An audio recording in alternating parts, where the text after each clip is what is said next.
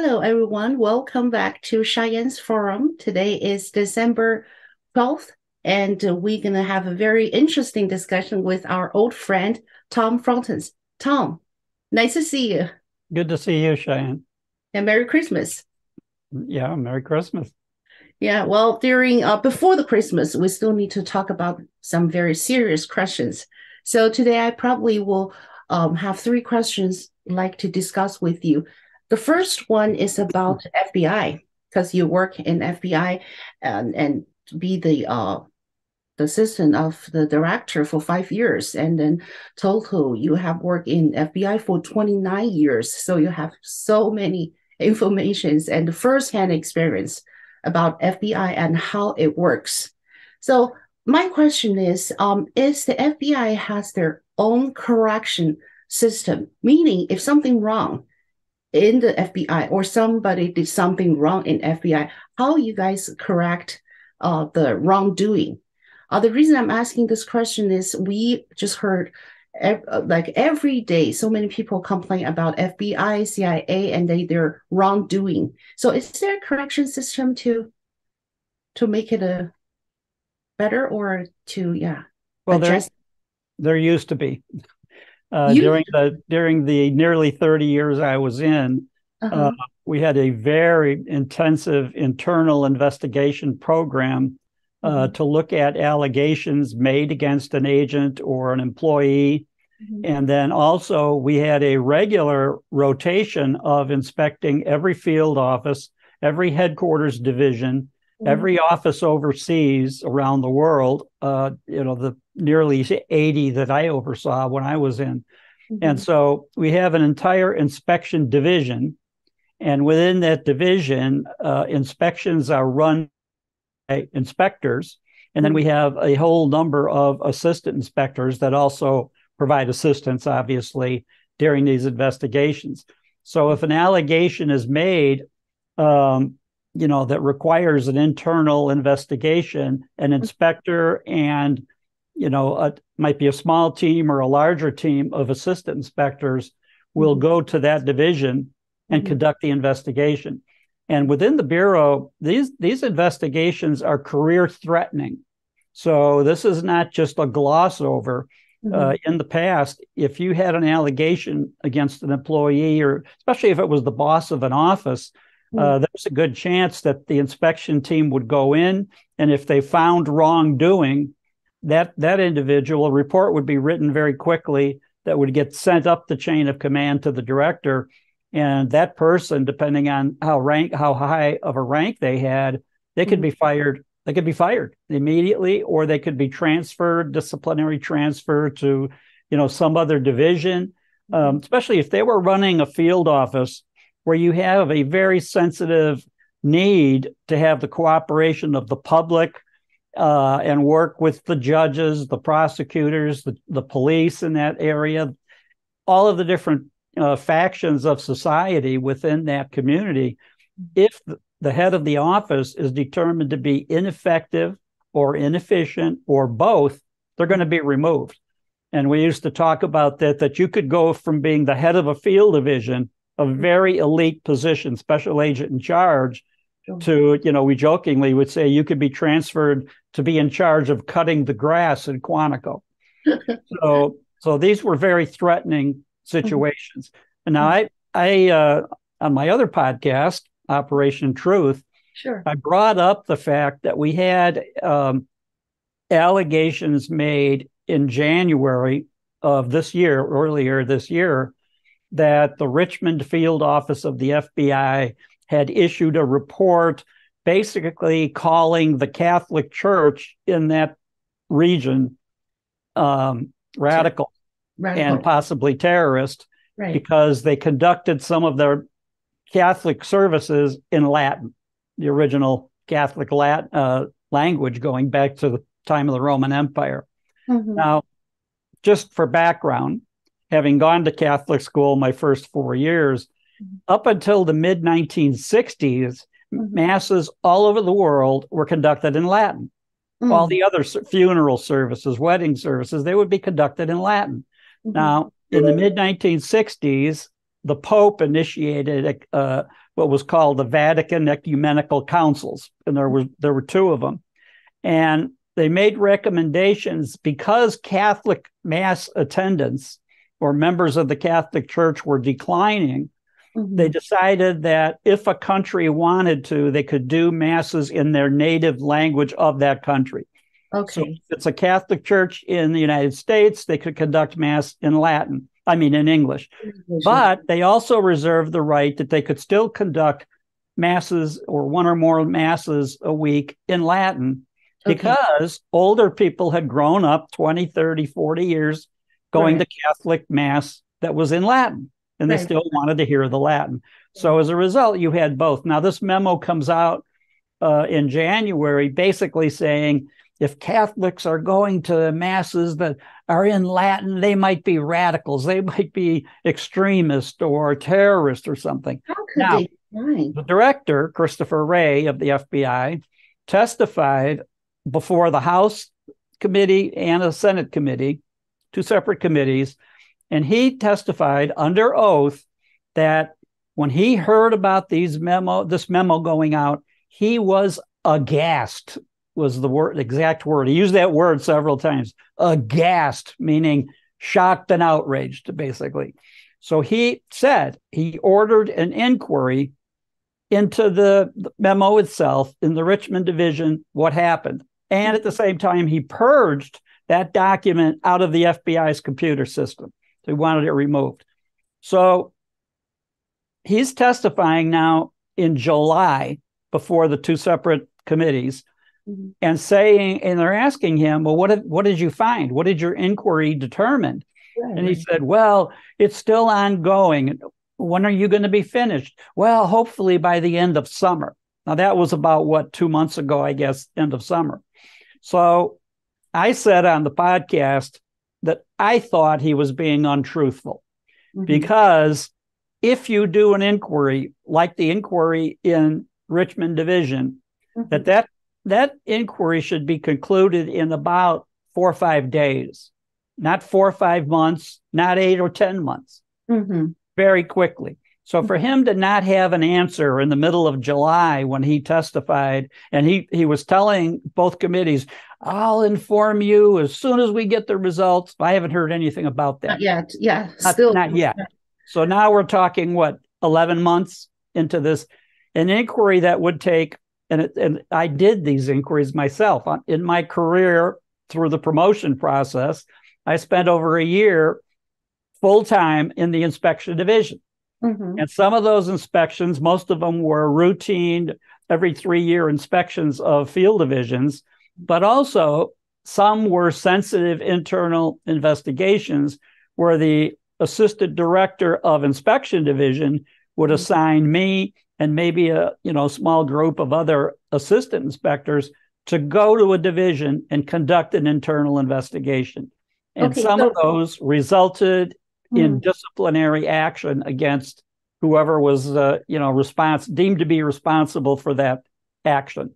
So now I basically said, when he says that he would have an answer by the end of summer, and he said, we've done an inquiry in Richmond, I basically said that cannot be truthful. So things like that, like Ray is lied to the Congress, and how can we do something to adjust that, to correct that? Well, he can be fired by the president, or with the recommendation of the attorney general to the president, or he can be impeached by Congress. Now, he has, in my opinion, he has lied on several occasions to congressional committees while he's under oath. That's a crime. Other members of the executive branch have been prosecuted for that. Right now, it seems like within the Biden administration, nobody's getting impeached, nobody's getting prosecuted, nobody's getting fired. This goes on and on. But in my opinion, Ray should not. And as a matter of fact, what I had said was the standard for an executive in the FBI, are you effective, are you efficient, would be determined, a lot of that, by a survey in that area where the person's in charge. And if the police, the judges, the prosecutors say that individual, the head of the FBI, is not effective, not efficient, they'll be removed and replaced by somebody to come in and take over. Now, as you recall, when Christopher Wray took over, we already had the allegations of the text messaging between Strzok and his girlfriend, Lisa Page, or at the time, acting director of the FBI, Bill McCabe. And you even had McCabe fired at that time for lying under oath to Congress. You had Strzok also fired at the time. Of course, they're suing back to the government now. But in any event, that's the standard. Now, Wray, when confronted with these allegations, when he became the director, he promised that I'm going to straighten this out. This is not going to happen in the future on my watch. I'm going to, clean up the FBI from this wrongdoing and hold people accountable. Well, now, 6 years later, 7 years later, public polling has shown that the FBI itself, the confidence level and trust level of the American public, I should say distrust of the American public is over 60%. Now, originally, the trust of the public in the whole time I was in and around the world is 70 or 80% trusting the FBI of the population. Now you have almost that large of a percentage distrusting the FBI. And in my opinion, that in and of itself, even if you had no other, even without the lying or anything else that Wray did, already proved he did not build up the reputation of the FBI. It has gone downhill while he's in charge. He's not effective and efficient himself. He should be replaced. Right. So he's disqualified. Well, he should be. But you basically have him being, the allegations of two standards of justice right now in the Justice Department. That's not going to change, I think, until we get a new president and a new attorney general and a new director of the FBI. And basically they clean house and say no more of this. It's unacceptable. Right. So if the president and Congress didn't do anything, that he gonna still stay there, even though everybody know he's disqualified. Yeah, the only action that could be taken separately is from Congress. The House of Representatives can impeach him, or they could impeach Merrick Garland, his boss, the Attorney General, or they can impeach Joe Biden. Right. They haven't impeached anybody yet, but at the minimum, they can impeach people in high positions like the director of the FBI or the director of the CIA or the Secretary of Homeland Security like Mayorkas, who's letting also everybody across the border, and then he's lying. He's testifying under oath. The borders are secure, and we see under his regime with Biden that we have about 10 million people that have crossed the southern border illegally. So anyway, I don't think anybody's going to impeach anybody. They're not going to fire, Biden's not going to fire him unless there's some other allegation. And we're going to have to put up with this as a public until a year from now when we get a new president, I think. Sure. So, Tom, I just have a question regarding the Congress impeach Christopher Wray. So we need 60% yes to... Well, 2/3, 67 senators. So the way impeachment works, whether it's the president or a cabinet official or the vice president, or it could be a federal judge can be impeached as well. And it's happened in the past where they got, allegations of trafficking in drugs or accepting bribes. An investigation showed that they did it. They got impeached. Now, the impeachment process, articles of impeachment are initiated in the U.S. House of Representatives. Sure. Now, when they initiate the articles, that's basically the equivalent in the civil system. It's the equivalent of an indictment. It's an allegation or series of allegations. So articles of impeachment are approved in the House. Then the trial goes to the Senate. So the senators are the jurors. And the impeachment is supposed to be provided or overseen by the chief judge of the Supreme Court. So Now, in Trump's two impeachments, the first one, the Chief Justice sat to run the trial in the Senate. The second one, I think they delegated that to somebody else. But in any event, it takes 2/3 of the U.S. senators to impeach. So that's 67 senators.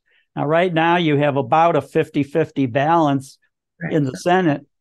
The Democrats, we see when these issues come up, they just stick together. Doesn't matter what it is. So you would have all 50 plus Democrats in the Senate, but you would still need 17 Republicans to go along with the impeachment. So, you know, and they would be very reluctant to impeach, to actually find a conviction. Right. So at the end of the day, that next year is critical. If we put new President Trump back in White House, we can just clean the house. Before that, nothing will happen, seems like. I think so. I think that's true. Yeah, and also well, thank you so much for telling us the FBI how to correct the wrongdoing. And I should add one more point to the FBI internal investigations. In the rest of the government, investigations of a department in the government, so those are usually conducted by the General Accounting Office.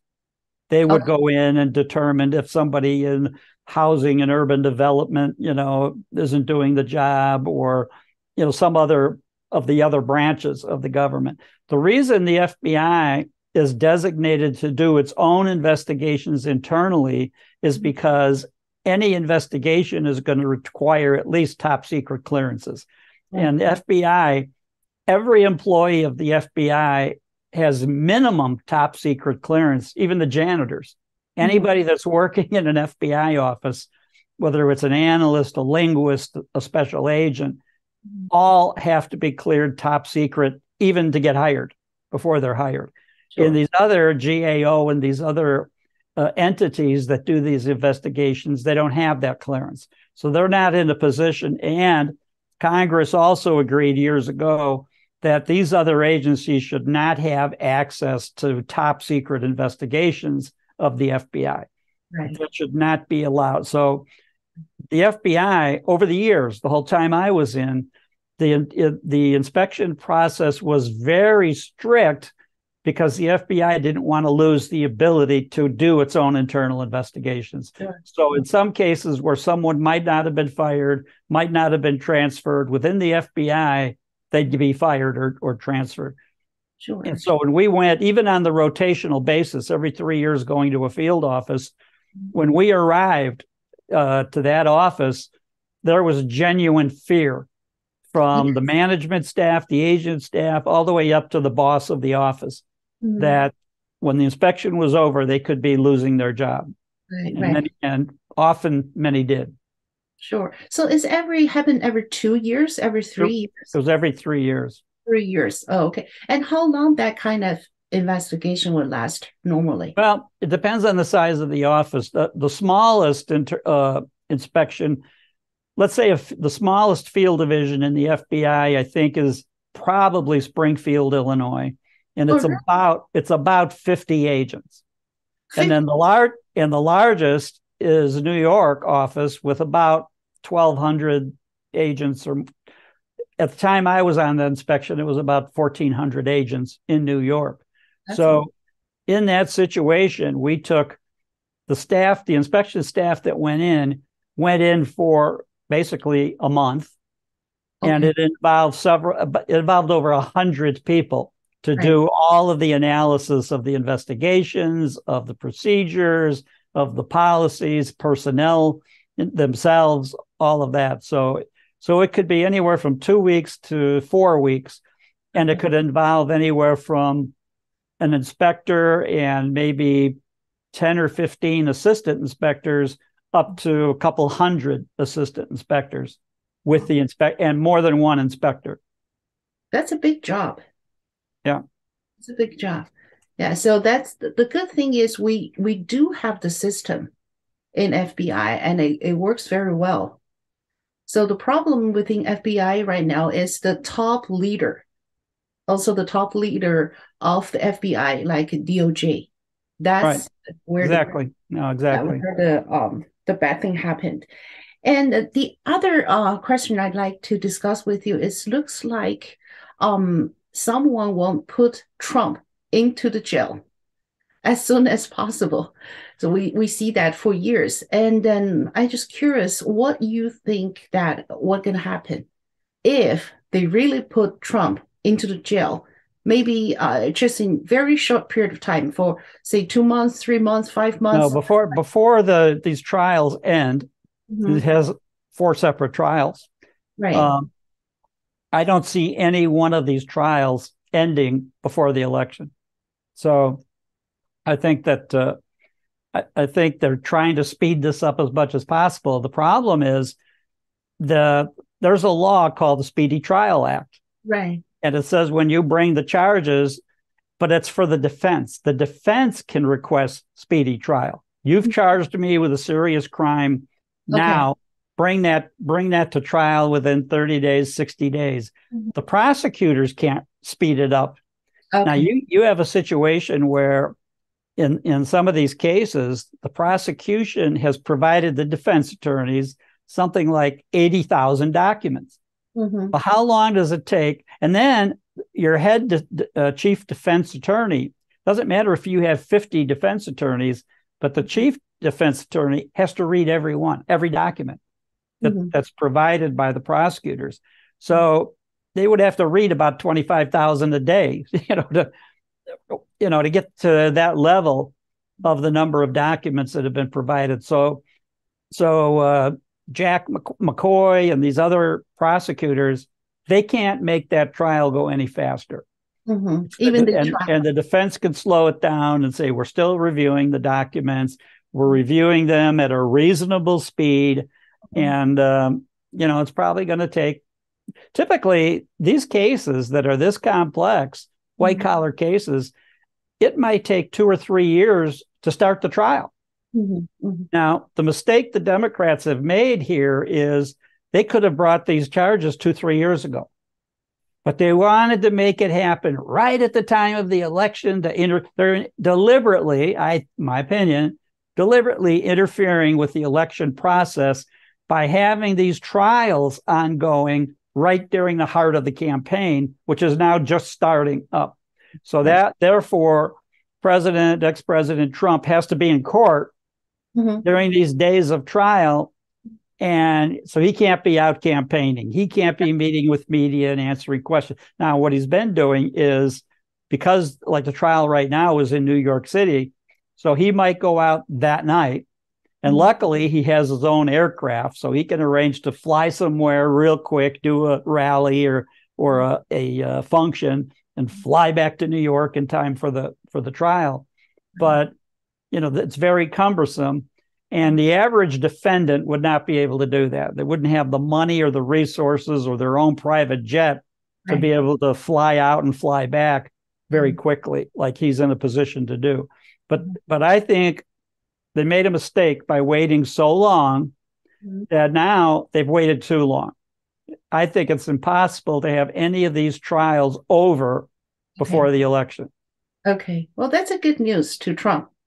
Now, as far as the issue of just if they happen to finish one, and if he was found guilty, and if he gets sentenced to jail, doesn't mean that's going to happen right away, because he's going to have the appeal process. And since we don't have an ex-president ever convicted before in one of these, ever tried, much less convicted, now what do? Put him in jail? Where do the Secret Service agents go that he's entitled to for the rest of his life? Do they go to jail with him? What exactly, is going to happen? So it's an area that's never been done before, because no Department of Justice has gone ahead and prosecuted a former president. Now, the closest we had, the last time we had a president almost impeached and almost convicted in the impeachment, was Richard Nixon from Watergate. And what happened in Nixon's case, he kept saying, I'm not guilty. I didn't do anything bad and all of that. And it was a Republican Congress at the time. Nixon was a Republican president.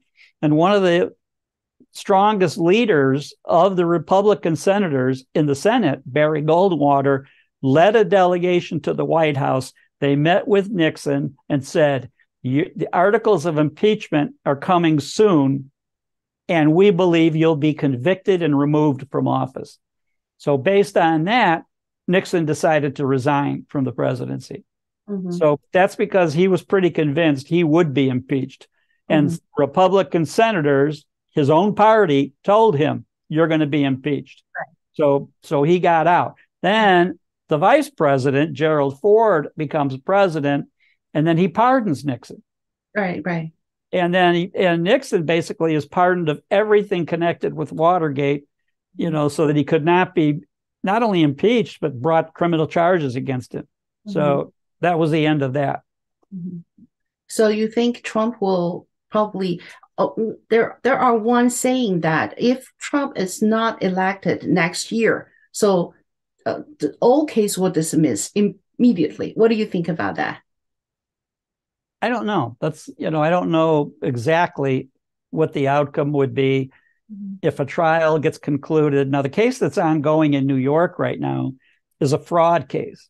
Right. So the judge there, who absolutely said Trump was guilty before the trial started, right.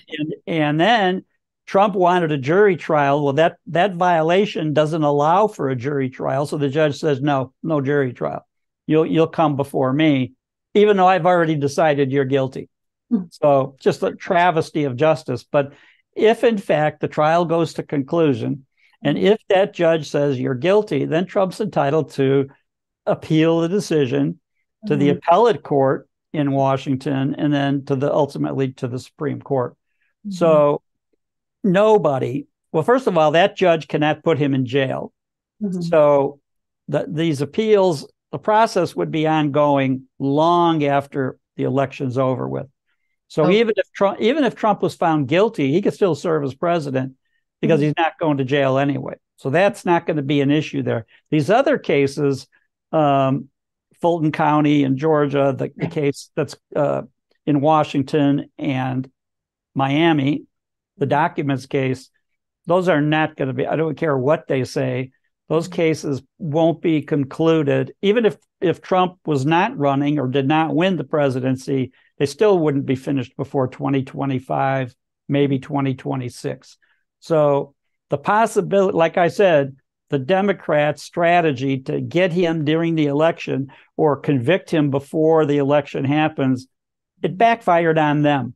All of the information in these packages of indictments, they had 3 years ago. They chose to sit on it and not prosecute Trump until right now, and we're going to take him out of the campaign, and then it's going to backfire on them, I think. To them, it's a big mistake. Yes, it's a mistake. To start too late. Right. Yeah. Right. So, and so the other question or concern that I heard from a lot of my friends and my audience is, can the current legal system and law and order and everything still can protect us like U.S. citizens? It looks like there are so many corruption in the legal system right now. The issue right now, the accusation against the legal system is that if you're a conservative, if you're MAGA, Make America Great Again, or pro-Trump, or anything to the right of center, they're going to come after you. If you're left-wing, whether you burn down cities like Black Lives Matter and Antifa 2 years ago, no problem, or 3 years ago now, no problem. If you do, for instance, Trump, they're coming after him on the documents. If you're the president of the United States, you can declassify anything you want. So when these documents come to the Oval Office for him to review, he could declassify it. I'm going to take it with me. I'm going to take it with me to Mar-a-Lago. He has the power. He has the power. He has the authority. He can do that. Joe Biden, with boxes of classified material from when he was a senator, and then from when he was vice president, you have boxes of documents at the University of Pennsylvania, at the Penn Center. You have boxes of documents next to his Corvette in Delaware in that house, and then I think the other house nearby. And in his case, they're saying, well, they're not going to prosecute him. Well, they're prosecuting Trump on something that's not illegal, and they didn't prosecute Biden for serious breach of the law, and they're claiming they're not going to prosecute him. So that's, again, people making the accusation of the two-tier system of justice, that if you're a Democrat, no problem. If you're a Republican, another example is you have this member of Congress a couple of weeks ago during, where they're having budget meetings in the House of Representatives, and he pulls the fire alarm to disrupt the proceeding. Yeah. Now, January 6th, you have more than 1,000 people charged with obstructing the process of certifying the Electoral College members on that day, with Pence, the vice president, presiding over the thing. So you have members of that. And in some cases, not only were they not violent, they didn't even go into the Capitol, getting sentenced to jail. Right now, my wife is involved with several friends writing Christmas cards to the January 6th prisoners still in jail. There's 300 of them across the country in jail. So you have a congressman pull a fire alarm, stop the proceedings, and they bring a charge against him. But now, if he's a good boy for 2-3 months, then, the charges will be dropped and no problem. And yet you have January 6th members in prison for years, many of them. So again, people are looking at that and saying, wait a minute. And then what happens now is that here's another thing. Christopher Wray testified months ago, no employees of the FBI were in the crowd. No, none of them, no agents, no undercover, no informants. That's a big lie. And now it's coming out that there were probably hundreds in the crowd, telling the crowd, hey, let's go in the Capitol, come on. And then yet people are like, oh, okay. Nothing. No, in those cases, that's called entrapment. If the government tries to get you to commit a crime that you weren't going to commit on your own, but you got talked into it by somebody that works for the government, works for the FBI, let's say, or DEA, or, one of the agencies, that's entrapment. So that we don't know. And much of this would not have come out if it wasn't for the House of Representatives, starting with McCarthy, but now making public some of the video. And then when they decide to make it public, then you have the FBI and others, oh, no, don't do that. We don't want the people to see that, or it might, show our face or anything. Well, what they're worried about is that they show a video and somebody wearing a MAGA hat and pro-Trump T-shirt or something, that one of their neighbors might say, I know that guy. He's an FBI agent. He lives next door to me. That's why they didn't want that coming out, because it would jeopardize all the prosecutions, which it has. It's jeopardizing many of the prosecutions that have already happened. But, again, the wheels of justice just came down, just ran over these people. That now, in my opinion, having been a police officer in uniform 6 years and having been an FBI agent just under 30 years, if somebody attacked a police officer and it was really happened, I would have no sympathy for them. If they got 10 years in prison, to me, that'd be fine. They deserve it. Now, back in the late mid-1970s, the Illinois Nazi Party wanted to do a march in Skokie, Illinois, wearing their Nazi German uniforms, waving Nazi flags with the Nazi armbands. And the village of Skokie, which is a northern suburb of Chicago and has a large percentage of the population are Jewish. And out of that, a large percentage were actually in the Holocaust. They were Holocaust victims during World War II. So the village of Skokie says, no, cannot march. We're not going to give you a permit to march in our city. Now, at that time, the American Civil Liberties Union took up their case to that, wait a minute, if they don't do violence and if they, march peacefully and all of that, this is America. They have First Amendment rights to assemble, First Amendment rights of speech. Skokie can't stop them. That case went after the American Civil Liberties Union took the case, it went all the way to the U.S. Supreme Court. The Supreme Court ruled that they could not ban them from marching.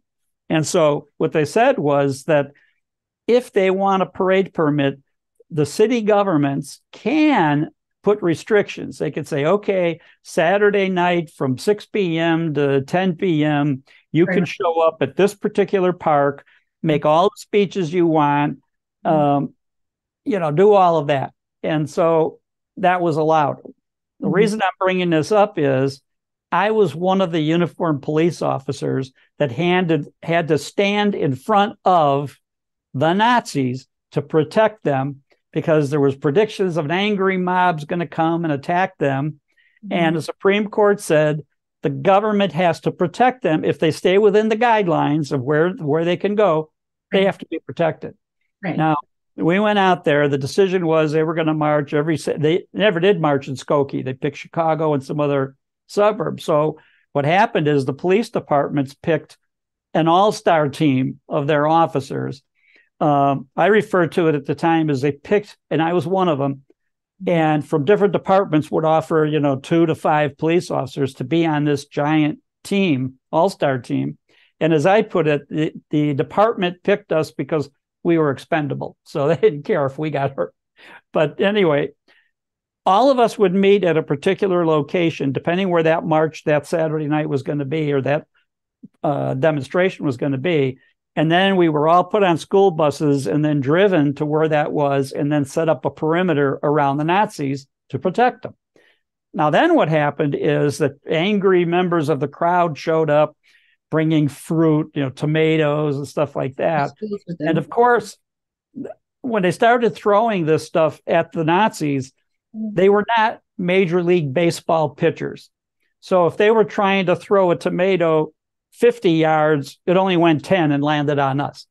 So many of us got splattered with all of the debris. Now, the first time, the crowd never did get to have a fight with the Nazis. So they're screaming and yelling. And we protected the Nazis' right to demonstrate. So the media shows up, Chicago media, some national media, and they're there waiting for this riot. This is going to be great television. They're going to show Nazis and demonstrators clubbing each other, and the police will be in the middle, and we'll be dodging rocks and bottles and you name it. This will be fantastic. This will really be good for ratings. Well, what happens is we do such a good job keeping the demonstrators away from the Nazis, there ends up being no violence against them, just us getting fruit thrown at us and uniforms ruined and that type of thing.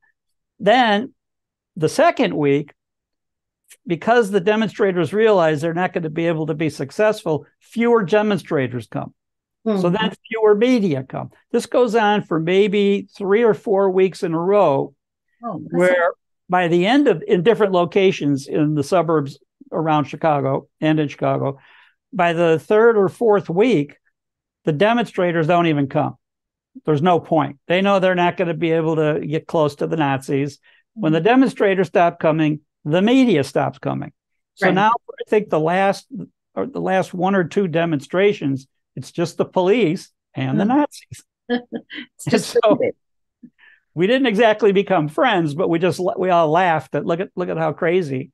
Right. But in those days, that ends up being what happened. And then that's the end of the marches. Now later, the head of the Nazi party in Illinois, Frank Collins, he gets arrested on some other charges. I think pedophilia and some other things. But in any event, he ends up being arrested and going to jail, and then that's the end of that. But they had all of the full Nazi gear, the brown shirts, the hats, the armbands, the swastika flags, you name it. And it's a wonderful story. None of the Nazis got hurt during these demonstrations. You could read about it in ACLU versus the Nazis, Skokie, Illinois, 1976, 7, and 8, back and forth trials and motions. And so it's the mid-1970s. Sure, that's very interesting story. Thank you for sharing with us. And at that time, America allowed a party named Nazi Are we allowed that Yeah, they're yeah. Now, the Nazi Party was banned in Germany at that time. but we But can have Nazi party here in the States. yeah, How about they were not banned in the United States. oh, So these groups could have a rally. Ku oh, Klux Klan, which were later many of them jailed from FBI investigations. But these radical groups, if they assembled in a particular place, if they applied for the permit, mhm, and the city or village or county issued the permit and said, okay, this coming Saturday, you can go to this park, nowhere else. We don't want you up and down the street. But if you stay there and don't incite direct violence, then the police have to protect you. right, right, We, the government, will protect you from right, violence from people that don't want to hear what you want to say. Now, you right. compare that to the last couple of couple of years, where you have people going invited to speak on a college campus, Mhm. and then the students not allowing them, causing a riot and everything, and the Right, people, the speakers are locked up in a room for their own protection and finally escorted out. right, But right. but Yeah. back in the day, in the 70s, the Mhm. right to speak, the right to assemble, the right to worship your religion that you wanted to, as Mhm. long as you didn't interfere with someone else or make direct threats against them, that's allowed. Right, right. So you're talking about the two-tier justice system happening now. What can we do with it? We just sit here and see what's going on and then do nothing? Or this is wrong. This is wrong. We lost the law and order. Yeah, If we, I think because now I don't think I don't know, maybe the House will return articles of impeachment against Joe Biden, but Mhm. the clock is ticking. The election is now 11 months from now. Right, So by time they would return the articles and it would go to the Senate and they would get ready for the trial, it's doubtful that they could do the trial in time. The second problem that enters politically is the Democrats don't want Kamala Harris to be president. So if Joe Biden was to be in, that's his insurance policy, picking her, Mhm. because if he got removed and Kamala Harris becomes president, even if it's only for 4, 5, 6 months, she's still the president. Right. And she'd be an incumbent president, you Yeah. know, in November. And so she would have her own base of people that would support her to be the Democratic nominee and go forward. And theoretically, they think that she could beat Trump or beat whoever the Republican candidate is.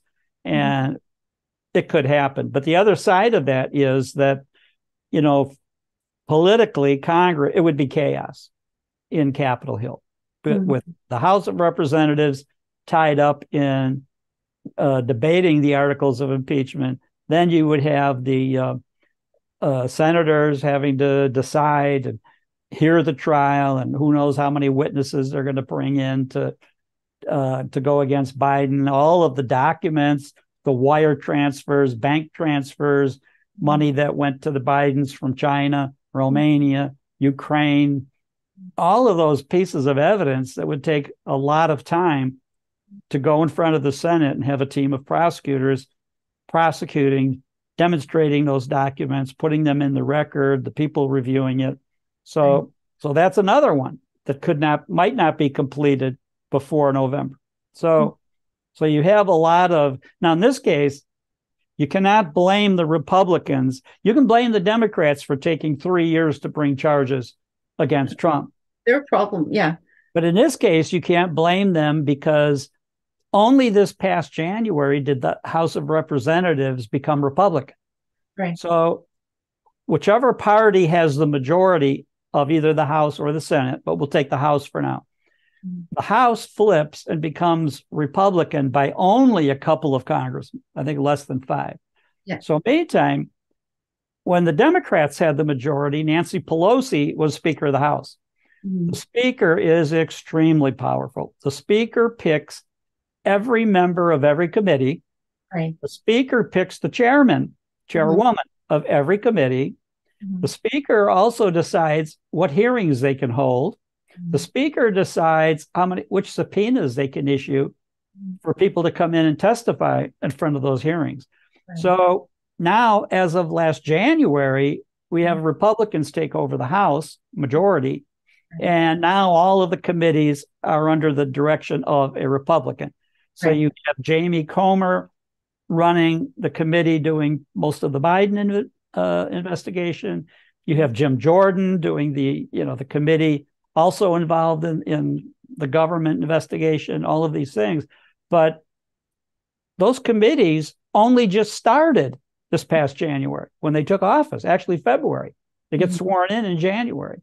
So the committees then issue subpoenas for bank records, bank transfers, and all of that. And those items take time to actually, the subpoena goes to the bank then, goes through their records and their legal staff review it, and then send the records to the House of Representatives, to the committee that requested those records. And then they have to have experts analyze the financial records that came in.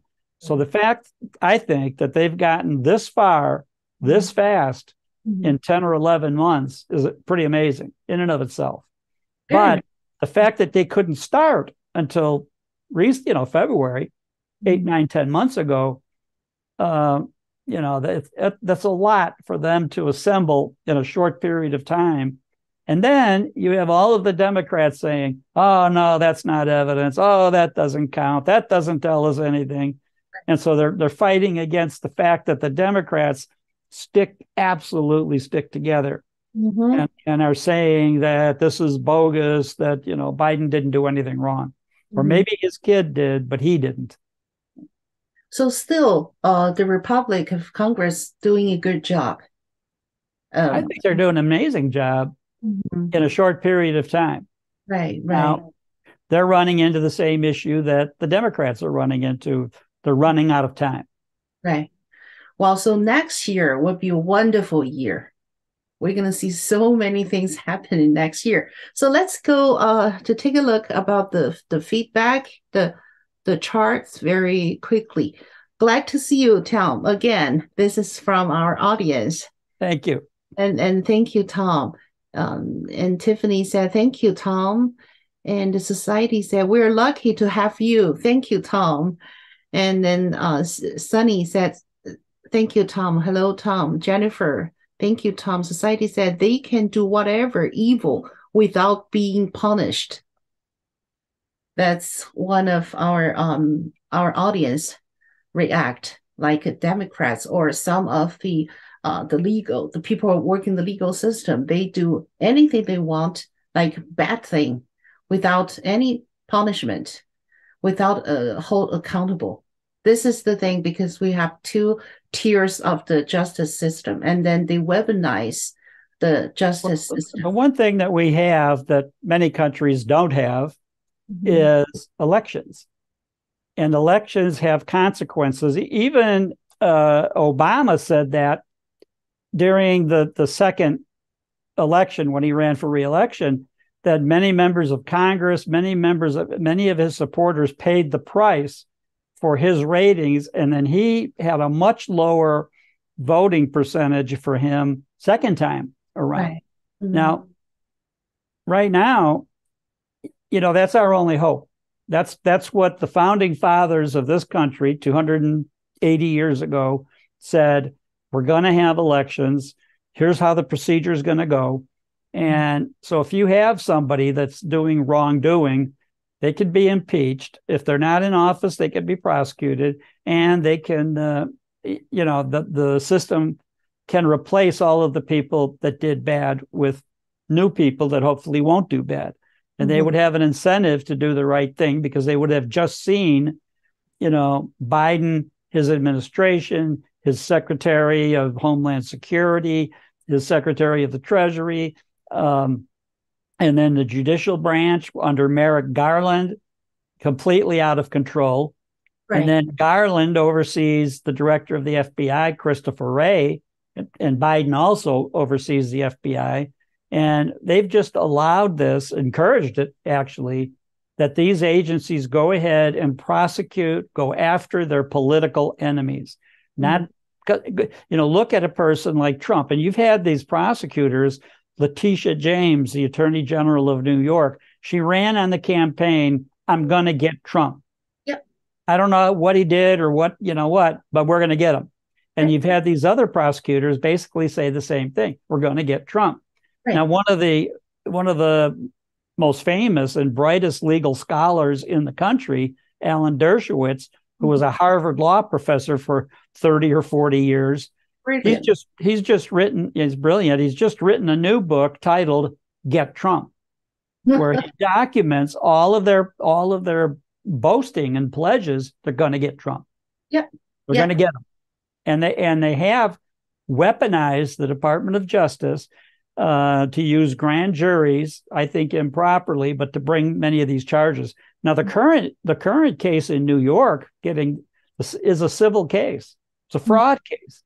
Mm-hmm. So in that case, what that judge has already, first of all, before the trial started, Erdogan said Trump's guilty. Yeah. And Trump applied if he could have a jury trial. That judge says you're not entitled under these charges. They're only civil charges. So I say, no, you'll come before me. I've already decided you're guilty, but you're going to present your case to me and we'll go from there.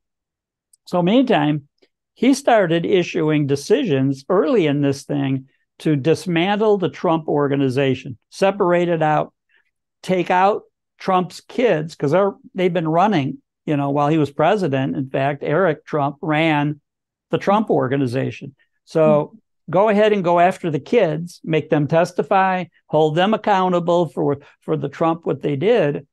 And, that was what he's decided to do. So, Trump has basically said it's a witch hunt and they're going after all of this stuff improperly. And I think they're going to lose. They're either, he may not find him not guilty because he's already said he's guilty before the trial started. Now, right there, the Supreme Court should intervene, take him out, and they could put in a directed verdict. That's it. He's not going to be guilty. The appellate court in D.C. is also equally, or in New York, it'll go to an appellate court, which is equally anti-Trump.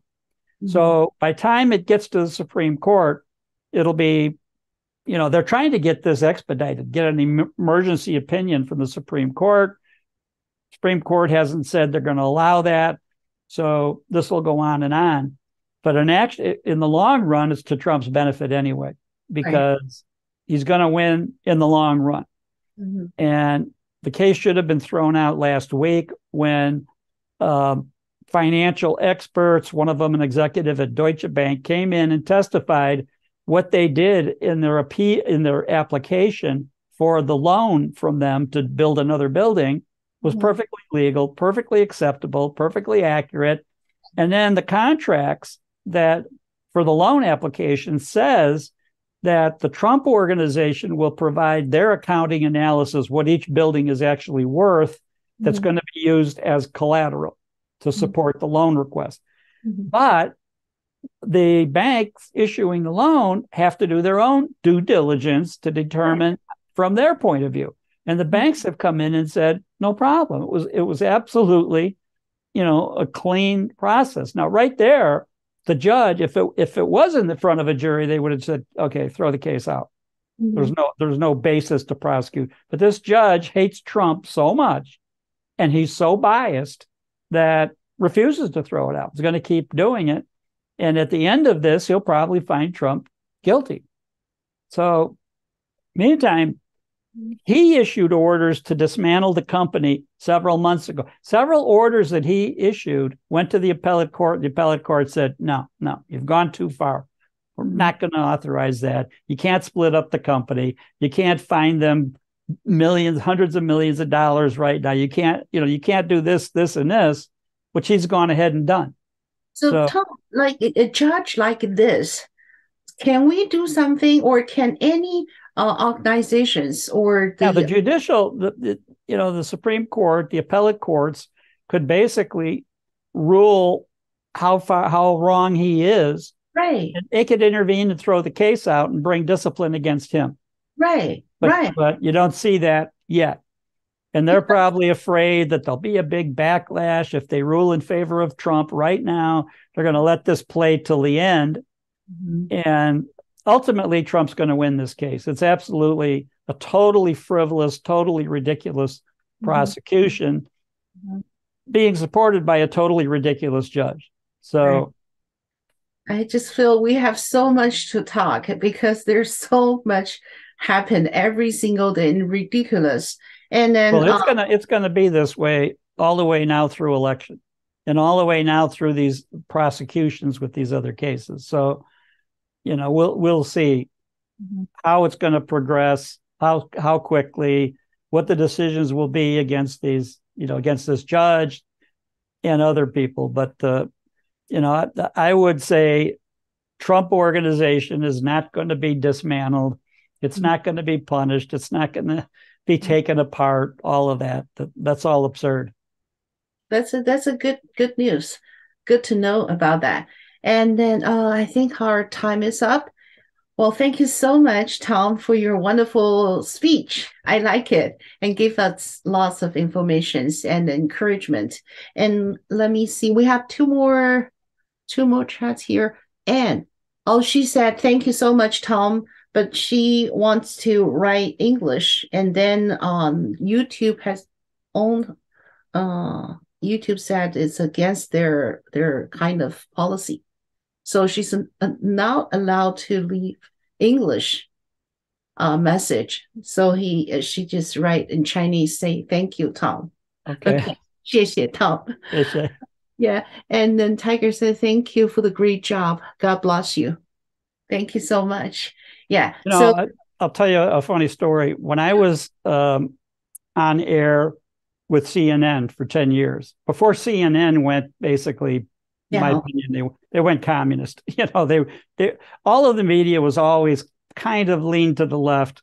Mhm. CNN went off the deep end, so I was a CNN contributor on air from 2009 to 2019, 10 years. Fingers. And it's funny because a lot of messages came in from senior women in their 80s.